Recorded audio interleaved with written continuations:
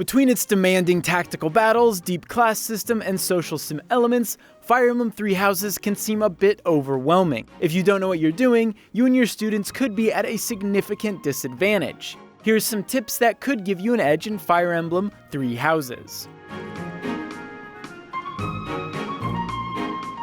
After you pick your house, Black Eagles for life, you'll be assigned to a group of students, but eventually you'll be able to recruit students from other houses. In order to recruit someone, you'll need to talk to them and complete a basic skill check. If your bond and skills are high enough, they will agree to join your class. I'd recommend recruiting all the characters you like as soon as possible because there's no telling where they might end up later in the game.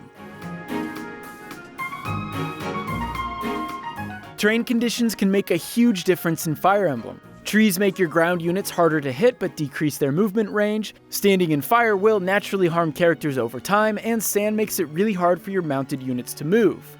But there are ways to use terrain to your advantage. Some classes, like the Bishop, are immune to fire, for example, while mounted units can temporarily dismount to better traverse sand.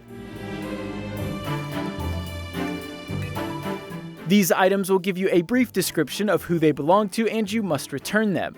When you return a lost item to a student or faculty member, your bond with that character will increase, and if they're in your class, they will gain a bit of motivation. Lost items typically appear where someone was hanging out the month before, so if you get stuck on one, think back to who might have been in the area. If you find a lost item for someone who already has max motivation, I would consider waiting to return it until after their motivation drops. It can be tough building up Byleth's skills since you can't directly teach them like you can with your students. If you do need to level up a certain skill, professors scattered around the monastery can give Byleth one-on-one lessons. However, I wouldn't worry too much about Byleth's skills when it comes to which class you should aim for. Without spoiling too much, things will fall into place eventually.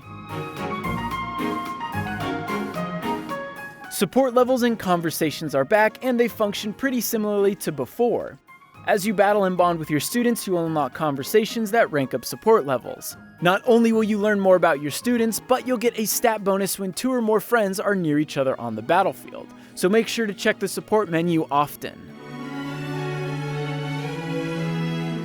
Don't forget to manage your unit's abilities before battle. As a character levels up in different skills, they unlock abilities that correspond to what they've learned, like better stats when wielding an axe, or higher avoidance when using magic. The abilities have to be manually equipped, so make sure you've slotted in abilities that match the unit's current class and loadout before you start fighting.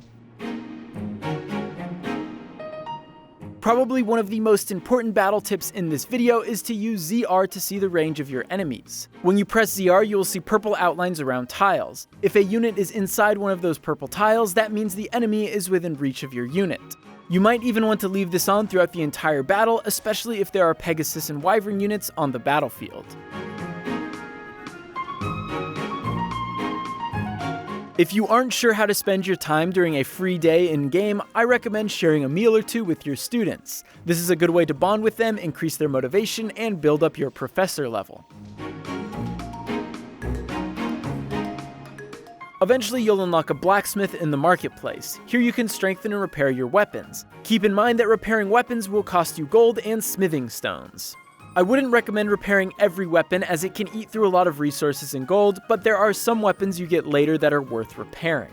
You can also forge rusted weapons you find on the battlefield into usable weapons with some golden materials. Fire Emblem Three Houses is a complex game, especially if you're unfamiliar with the series. But once you get the hang of it, it's a deeply satisfying tactical RPG. Hopefully these tips helped, and if you have any other tips, please leave them in the comments below. Thank you so much for watching.